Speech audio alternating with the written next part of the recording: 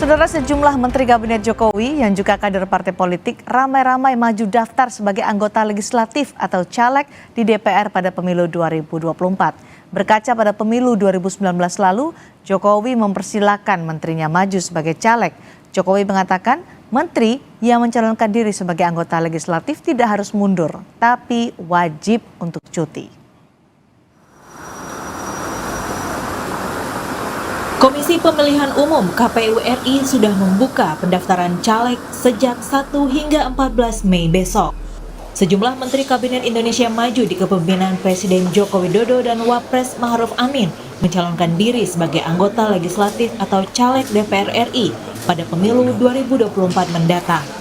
Selain sebagai menteri, mereka tetaplah politisi yang merupakan kader partai politik yang tetap memerlukan suara elektoral dan keterwakilan di parlemen. Lantas, bolehkah menteri yang sedang menjabat menjadi caleg? Putusan Mahkamah Konstitusi atau MK nomor 57 tahun 2013 menegaskan bahwa menteri tak harus mundur untuk mencalonkan diri sebagai anggota DPR, DPD, ataupun DPRD. Sekjen PDIP Hasto Kristianto saat pendaftaran caleg ke KPU Pusat menyebut Menteri Hukum dan HAM Yasona Lawli menjadi bacalek yang akan maju di pemilu mendatang. Yang dari Menteri Kabinet Indonesia Maju yang berasal dari PDI Perjuangan yang dicalonkan adalah Bapak Yasona Lawli. Di luar itu semua fokus untuk membantu Bapak Presiden Jokowi dan Kiai Haji Ma'ruf Amin agar mencapai legasi yang setinggi-tingginya untuk rakyat Indonesia. Dari Partai Nasdem, Menkominfo Johnny G. Plate dan Menteri Pertanian Syahrul Yassin Limpo maju sebagai caleg DPR RI. Menteri ada dua, Syahrul Yassin Limpo dan Johnny Plate, itu yang maju. Dapilnya sama, Syahrul Yassin Limpo Sulsel 1, Johnny Plate NTT 1. Dari PKB juga ada dua menteri yang akan maju sebagai caleg. Ada Menteri Ketenagakerjaan Ida Fauzia dan Abdul Halim Iskandar, kader PKB lainnya yang juga menjabat Menteri Desa Pembangunan Daerah Tertinggal dan Transmigrasi. Angela Tanusudibio yang kini menjabat Wakil Menteri Pariwisata dan Ekonomi Kreatif akan nyalek lewat Partai Perindo. Afriansyah Ferry-Nur, Wakil Menteri Ketenagakerjaan akan menjadi caleg Partai Bulan Bintang atau PBB. Ia bahkan hadir langsung saat pendaftaran di KPU bersama Ketum PBB Yusril Iza Mahendra. Jadi saya kebetulan Sekjen dan Wakil Menteri Ketenagakerjaan nyalek dari Dapil Jabar 5, Kabupaten Bogor. Jika melihat pengalaman di pemilu 2019 lalu, saat itu Jokowi mempersilahkan menterinya yang akan maju sebagai caleg. Saat itu Jokowi mengatakan menteri yang mencalonkan diri sebagai anggota legislatif tak harus mundur dari kabinet, tetapi wajib cuti. Pemilu 2024 sudah di depan mata. Di tengah sisa pemerintahan Jokowi Ma'ruf, jangan sampai fokus kerja menteri yang maju jadi caleg terbelah dan mengganggu kinerja pemerintahan Jokowi Ma'ruf. Tim Liputan Kompas TV. Lalu bagaimana kinerja menteri saat mereka harus kampanye sebagai caleg dan juga untuk partai politiknya selama pemilu nanti? Kami bahas bersama Andreas Hugo Pareira, politisi PDI Perjuangan, dan Adi Prayitno, pengamat politik dari Parameter Politik Indonesia. Selamat malam Pak Hugo, selamat malam Mas Adi. Selamat malam. Baik Pak Hugo, tahun 2019 lalu Presiden tidak mewajibkan menteri mundur kalau mau nyalek, tapi disarankan untuk cuti saja. Tahun ini gimana tuh, Pak Andreas? Ya, tahun ini kan juga, Presiden juga menyampaikan hal yang kurang lebih sama, artinya. Tapi pada dasarnya para menteri ini kan dari secara regulasi kan tidak ada juga aturan yang melarang menteri boleh nyalek.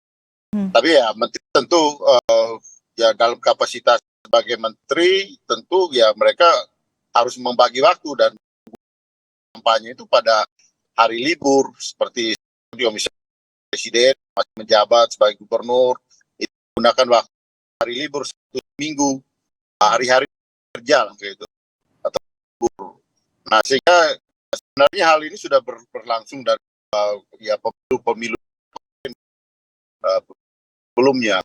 Itu menurut saya tinggal ya bagi partai-partai menempatkan mereka ini juga para menteri sama aja juga para artis. Kalau partai PDI Perjuangan gimana soal menteri Yasona dan beberapa menteri lagi untuk menyalek. Ya dari partai yang lain, karena menteri kayak misalnya PDIP gimana?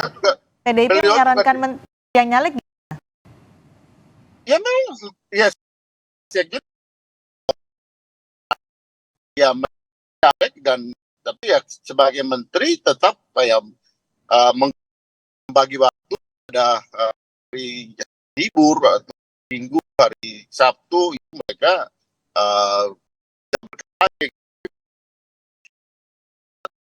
tugas. Oke. Nah, karena menteri ini juga ya oleh partai-partai, bukan hanya PDI Perjuangan, saya kira semua partai juga melihat menteri ini sebagai potensi vote getter untuk ya menambah suara partai di dapilnya masing-masing. Sama seperti juga ketika partai-partai ini menyalonkan artis. Ini konsekuensi dari sistem pemilu dengan proporsional terbuka, di mana ya kita lihat di samping orang melihat partai, orang juga melihat figur gitu. Nah, kalau kita mau proporsional tertutup mungkin tidak harus seperti ini gitu. Baik, tapi ya dengan konsekuensi dari proporsional terbuka ini gitu. Mas Adi ada komentar soal menteri yang nyalek? Ya saya kira memang kalau kita membaca regulasi tentu tidak ada aturan apapun. Ya. Undang-Undang Pemilu 2017 misalnya dalam pasal 240 disebutkan bahwa menteri itu tidak wajib mundur. Yang wajib mundur itu misalnya kalau kepala daerah mau jadi anggota dewan, dia harus mundur. ASN harus mundur, TNI dan polisi juga harus mundur dan seterusnya. Nah, yang menarik juga dalam Undang-Undang Pemilu yang sama dalam pasal 281, cuti bagi menteri yang mau jadi calon anggota dewan hanya kalau mau berkampanye di hari kerja. Misalnya kampanye hari Senin, Selasa, Rabu, dan Kamis ataupun Jumat, itu cuti. Tapi kalau mereka tidak melakukan kampanye, sekalipun statusnya sebagai caleg, itu tidak wajib cuti, Mbak Cindy. Nah, ini yang kemudian sebenarnya menjadi ramai, menjadi perbincangan publik, karena satu sisi menteri itu melekat pada dirinya sebagai pejabat publik, tapi pada saat yang bersamaan adalah seorang caleg yang sangat dikhawatirkan akan terjadi konflik of interest, abuse of power, dan seterusnya. Hal-hal yang semacam inilah yang kemudian membuat begitu banyak kalangan aktivis pro-demokrasi yang menyuarakan supaya para menteri yang menjadi caleg itu ya cutinya bukan hanya saat kampanye, tapi selama 3 bulan, selama sepanjang 75 hari masa kampanye itu ya cuti total gitu. Kalau begitu kinerja akan kacau dong, Mas Adi. Ya, bisa diangkat PLT, karena begini ya Mbak Cindy, sulit sebenarnya membayangkan satu sisi harus menjadi pembantu presiden secara total, ya, menerjemahkan semua visi nawacitanya Jokowi, tapi pada saat yang bersamaan menang jadi caleg itu bukan perkara gampang. Jadi pekerjaan politik itu bukan pekerjaan cawe-cawe ya, bukan pekerjaan sambilan, karena menteri sekalipun kalaupun toh jadi caleg itu tidak ada jaminan menang. Saya ingat persis 2019 yang lalu, ada Menteri Petahana, Pak Hanif Dahiri, caleg dari Bekasi dan Depok, kalah. Iya, bahkan mantan Menteri Agama, Pak Lukman Hakim juga kalah, itu maju dari P3. Di dapil yang sama, bahkan ada Menteri, Luki Hakim, ada juga, bukan menteri, artis maksud saya, itu juga nggak lolos di situ. Itu artinya apa? Pekerjaan-pekerjaan politik semacam ini tentu adalah pekerjaan yang menurut saya juga butuh totalitas dan loyalitas yang cukup maksimal. Karenanya yang menjadi pertanyaan itu bagaimana mungkin seorang menteri yang satu sisi harus sami'na wa ta'na, tegak lurus, menjadi pembantunya Jokowi gitu ya, mengaksentuasi dan mengakselerasi semua kinerjanya sebagai pembantu presiden, tapi pada saat yang bersamaan dia harus memikirkan bagaimana menang di dapilnya. Karena ini menyangkut nama besar, ini menyangkut marwah. Kan agak lucu kalau menteri dan tidak terpilih. Ini tentu karena fokusnya ada dua, menang dan juga bekerja sebagai pembantu presiden, dikhawatirkan kalau nyalek kinerjanya juga akan kacau nih, Pak Andreas. Soal kekhawatiran ini gimana? Kalau ya, dengan situasi seperti itu sebenarnya ya ini soal pilihan ya, dalam arti bahwa presiden ya sebagai kepala pemerintahan bisa menyampaikan itu pada para menterinya supaya tetap menjaga kinerja kerja dan di dalam proses pelaksanaannya ya tetap harus perform sebagai seorang menteri harus tetap dijaga. Nah ini tapi ya tentu ini pada posisi pilihan masing-masing gitu, termasuk juga bagi partai-partai politik, karena partai politik juga semua partai ini, saya katakan bahwa semua partai pasti memikirkan, melihat bahwa potensi mereka ini, para menteri ini sebagai vote getter untuk suaranya gitu. Atau kalau memang itu seperti itu, regulasi yang kita buat supaya tidak para menteri tidak boleh, atau pejabat publik tidak usah mencalonkan, tidak perlu mencalonkan diri di dalam proses pemilihan legislatif gitu. Nah ini kan ruang ini kan sebenarnya dari dulu kan selalu menjadi topik pembicaraan. Tapi kalau selama tidak ada regulasi yang mengatur seperti itu, saya kira ya seperti sekarang gitu. Dan ini akhirnya tergantung pada baik orang atau dalam hal ini presiden atau pada masing-masing partai melihat sesuai dengan kepentingannya masing-masing, atau rakyat yang harus menentukan pilihannya. Kalau memang seperti itu tidak usah pilih gitu. Mas Adi, karena tidak ada yang dilanggar dalam hal ini, tidak ada regulasinya. Karena memang regulasi tidak mengatur soal itu. Tapi gitu. untuk tidak menjaga ada soal itu gitu. Oke, untuk menjaga bahwa kinerjanya bagi masyarakat tetap berjalan. Saya mengatakan bahwa ini konsekuensi juga dari sistem proporsional terbuka. Baik Pak Andreas, karena tidak ada yang dilanggar, maka sah-sah saja untuk menteri menjadi calon legislatif. Tapi bagaimana bisa menjaga kinerjanya, mendahulukan kinerja sebagai menteri untuk kepentingan publik yang lebih luas, atau juga ia menjadi caleg yang ada kepentingan partai politik di sana. Gimana bisa menjaga itu? Ya, disitulah kita rakyat yang akan menilai mereka di dalam pekerjaan sehari-hari, dan ya tentu presiden sebagai kepala pemerintahan punya kewajiban untuk menegur mereka kalau mereka tidak bisa menjaga kinerjanya di situ. Baik, karena, Mas Adi, jadi itu kewenangan masyarakat untuk menilai, atau presiden yang lebih tegas, atau partai politik sebenarnya yang punya hak juga untuk mengingatkan tidak ada konflik kepentingan, tidak boleh mencampur adukan hingga merugikan kinerja sebagai menteri? Ya, antara rakyat dan presiden tentu punya persepsi yang beda-beda. Bagi presiden, mereka bisa dikontrol ya, bagaimana kinerja dan ketaatannya dalam menjalankan pemerintahan sebagai pembantu presiden, atau justru lebih fokus melakukan kerja-kerja politik. Tapi kalau kita bicara tentang konsumsi publik secara umum, memang mereka berharap ya sepanjang masa kampanye 75 hari, para menteri itu cuti lah, apapun judulnya, karena melekat pada dirinya itu adalah pejabat publik yang pastinya ada privilege di situ. Ibarat pepatah, ini sekali mendayung 4 pulau terlampaui. Satu sisi sebagai menteri, sebagai pembantu presiden, dan pada saat yang bersamaan itu juga bisa dianggap sebagai bagian dari kerja-kerja politik pencitraan, meyakinkan rakyat dan melakukan konsolidasi.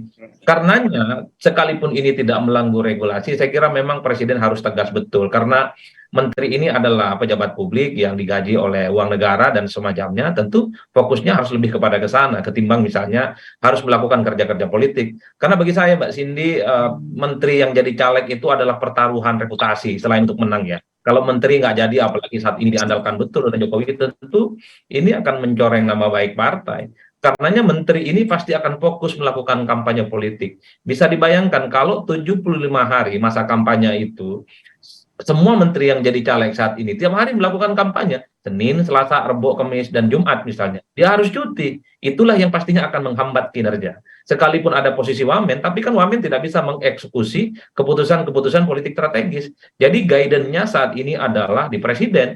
Kalau presiden misalnya menganggap caleg-calegnya ini nggak maksimal yang merangkap sebagai menteri, memang harus diganti ataupun diminta cuti secara total. Karenanya inilah yang saya sebut ada distingsi, ada jarak yang cukup jauh antara persepsi publik dengan keinginan presiden. Secara regulasi peran parpolnya gimana tuh Mas Adi? Agak rumit, memang agak rumit, karena sekalipun cuti itu kan misalnya cuma cuti di saat kerja. Kalau nggak kerja, dia melekat dirinya sebagai pejabat publik, semua fasilitas dan atribut negara akan melekat pada dirinya. Jadi treatment terhadap menteri yang caleg ini pasti akan mendapatkan privilege dari rakyat, akan mendapatkan sambutan yang agak beda, akan mendapatkan kartu merah dengan caleg-caleg yang lainnya.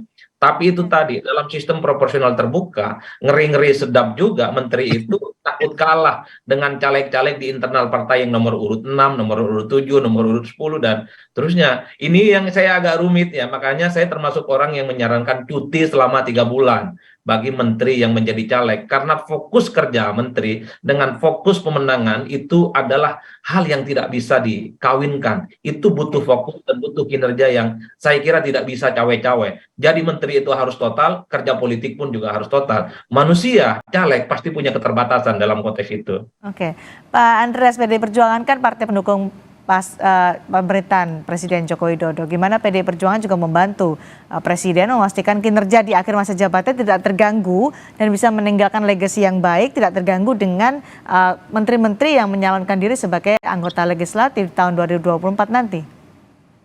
Ya pasti dong, artinya kita selalu bicara soal ya positioning para menteri ini ya dalam arti bahwa mereka bukan hanya menteri PDI Perjuangan, tapi semua menteri untuk mendukung perjalanan politik dari perjalanan pemerintahan dari Presiden Jokowi sampai selesai sehingga meninggalkan legasi yang baik gitu. Nah, cuma ya tadi itu kita selama tidak ada regulasi yang pasti. Ini ya soal yang berikut adalah bagaimana presiden, sikap presiden soal ini gitu.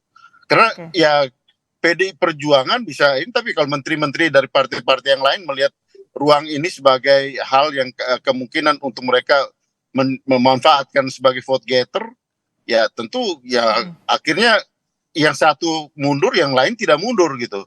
Dan juga saya mau katakan bahwa kalau memang mau melarang, lebih baik membuat regulasi seperti regulasi yang jelas sehingga dengan demikian ke depan menteri tidak lagi ikut di dalam proses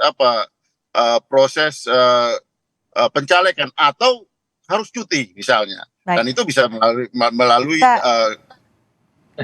kita akan tunggu nanti bagaimana arahan Presiden untuk menteri-menteri yang nyalek ya.